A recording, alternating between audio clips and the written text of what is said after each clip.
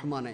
ശുദ്ധ ഖുർആനിലെ 36-ാം അധ്യായം സൂറത്ത് യാസീനിലെ 55 മുതൽ 57 വരെയുള്ള വചനങ്ങൾ നോക്ക് നിങ്ങൾ. ഓതേണ്ടത് എങ്ങനെയാണെന്ന് കേൾക്കുകൂടെ ചെയ്യാം. ഇന്ന അസ്ഹാബൽ ജന്നത്തിൽ യൗമ ഫീ ശുഗ്ലിൻ ഫാകിഹൂൻ. സ്വർഗാവകാശികളായ ആളുകൾ വളരെ സന്തോഷത്തോടുകൂടെ കുശലം പറഞ്ഞുകൊണ്ടിരിക്കുന്ന ദിവസമാണ് കേട്ടോ അന്ന് സ്വർഗത്തിലുണ്ടാവുക. ഹും വ അസ്വാജുഹും. ആരോടാ കുശലം പറയുന്നത്? ആരോടാ സഹോദരങ്ങളെ? ഹും അവരും, വ അസ്വാജുഹും അവരുടെ ഇണകളും, ഫീ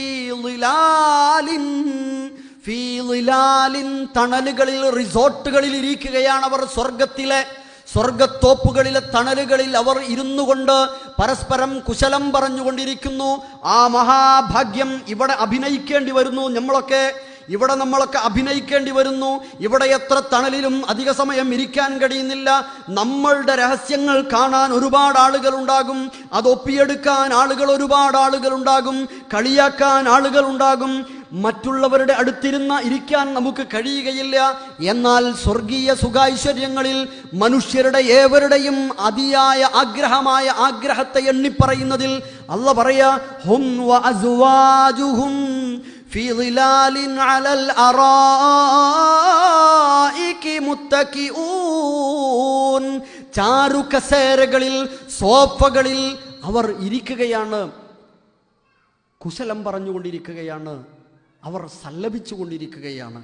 മാത്രമല്ല, ലഹും ഫീഹാ ഫാകിഹ, അവർക്കൊരുപാട് പഴവർഗ്ഗങ്ങൾ അവിടെയുണ്ട്. വലഹും മാ യദ്ഊൻ, അവർ ആവശ്യപ്പെടുന്ന എല്ലാം അവിടെ ഉണ്ട്. സ്വർഗത്തെക്കുറിച്ച് അങ്ങനെ പറഞ്ഞത് സൂറത്ത് ഖാഫിലൊരു പ്രയോഗമുണ്ട്. അവിടെ കുറേ ഉണ്ട്, എന്നിട്ട് പറയാം വലദൈന മസീദ്, അതിനപ്പുറം ഉണ്ട് എന്ന് അന്ന് പറഞ്ഞില്ല എന്നെങ്കിൽ ഖുർആൻ അങ്ങ് തോറ്റുപോയേനും, ഖുർആന് വിലല്ലാണ്ടായി പോയേനും. അതിനപ്പുറം ഉണ്ട്. നിങ്ങൾ വലിച്ച് ഒരൊറ്റ ഉദാഹരണം പറയാം. 5 കൊല്ലം മുമ്പ് നമ്മൾ പുരണ്ടാക്കിയപ്പോൾ നാട് മുഴുവൻ നമ്മളിങ്ങനെ വണ്ടിയെടുത്ത് സഞ്ചരിച്ച് എല്ലാ വീടുകളും നോക്കി അങ്ങനത്തെ ഒന്നും അല്ലാത്തൊരു വീട് നമ്മൾ പ്ലാൻ ചെയ്തുണ്ടാക്കിയില്ലേ. പക്ഷെ 1 കൊല്ലം കഴിഞ്ഞപ്പോൾ നമുക്ക് ഇതല്ലാനും വേണ്ടിയെന്ന്. കാരണം ഇതിനപ്പുറത്ത് എന്തൊക്കെയോ ഉണ്ട്, നമ്മൾക്ക് കഴിയില്ല. നമ്മുടെ ഊഹത്തിന്, ചിന്തകൾക്കപ്പുറം, ഭാവനകൾക്കപ്പുറത്തുണ്ട്. അതാണ് സ്വർഗം. അതാണ് പ്രവാചകൻ പഠിപ്പിച്ചത്. ഒരു കണ്ണും കണ്ടിട്ടില്ലാത്ത സൗന്ദര്യങ്ങളാണ്. വലാ ഉദുനുൻ സമിഅത്, ഒരു ചെവിയും കേട്ടിട്ടില്ലാത്ത ശബ്ദങ്ങളാണ്. വലാ ഖത്തറ അലാ ഖൽബി ബശർ, ഒരു മനുഷ്യന്റെ ഹൃദയവും അനുഭവിച്ചിട്ടില്ലാത്ത വിധത്തിലുള്ള സുഖൈശ്വര്യങ്ങളാണ് സ്വർഗത്തിലുള്ളത്. ശേഷം നരകാവകാശികളായ ആളുകളോട് പറയാ, അവരെ മാറ്റി നിർത്തിയിട്ട്, ഇന്ന് നിങ്ങൾ പറയും വിചാരണാ സമയം, നിങ്ങൾ എന്ത് മറച്ചു വച്ചാലും നിങ്ങളുടെ വായ്ക്ക് സീല് വെക്കുക. വതുകല്ലിമുന ഐദീഹിം, നിങ്ങളുടെ കൈകൾ സംസാരിക്കുക. വതശ്ഹദു അർജുലുഹും, നിങ്ങളുടെ കാലുകൾ സാക്ഷ്യം വഹിക്കുക. ബിമാ കാനൂ യക്സിബൂൻ, എന്താണോ പ്രവർത്തിച്ചത് അതെല്ലാം അവരുടെ കൈകാലുകൾ പറയും എന്ന്. കൂട്ടരെ, ഇവിടെ എന്തും മറച്ചു വെക്കാം, ആരും അറിയാതെ എന്തും ചെയ്തു തീർക്കാം.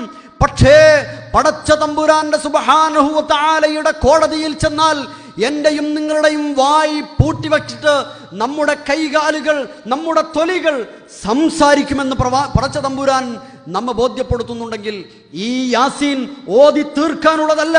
ഈ വചനം ഓരോ കാൽവയ്പ്പുകളിലും, ബിസിനസ് സ്ഥലങ്ങളിൽ പ്രവർത്തിക്കുമ്പോൾ ഓരോ ചുവടുവയ്പ്പുകളിലും നമ്മുടെ മനസ്സിലുണ്ടാകണം. ഇത് ഹറാമായി പോകുന്നുവെങ്കിൽ ഈ ചതി ആരും അറിയുന്നില്ലെങ്കിലും പടച്ച തമ്പുരാൻ അറിയുമെന്ന് യാസീൻ പഠിപ്പിച്ചിട്ടുണ്ടെങ്കിൽ, ഞാൻ ഇന്ന വിദേശത്ത് വന്നിട്ട്, ഇത്ര ദൂരെ വന്നിട്ട്, ആരോരും അറിയാതെ ചതിപ്രയോഗം നടത്തിയത് ആരും അറിഞ്ഞില്ലെങ്കിലും എന്റെ ശരീരത്തിന്റെ അവയവങ്ങൾ അവിടെ വെച്ച് ഇത് പ്രഖ്യാപിക്കുമെന്ന് സൂറത്ത് യാസീൻ പഠിപ്പിക്കുന്നുണ്ടെങ്കിൽ, അതുകൊണ്ടാണ് ഹൃദയത്തിൽ ചേർത്ത് വെക്കേണ്ട വചനങ്ങളാണ്, ഖൽബുൽ ഖുർആനാണ് യാസീൻ എന്ന് പറഞ്ഞതെന്നർത്ഥം.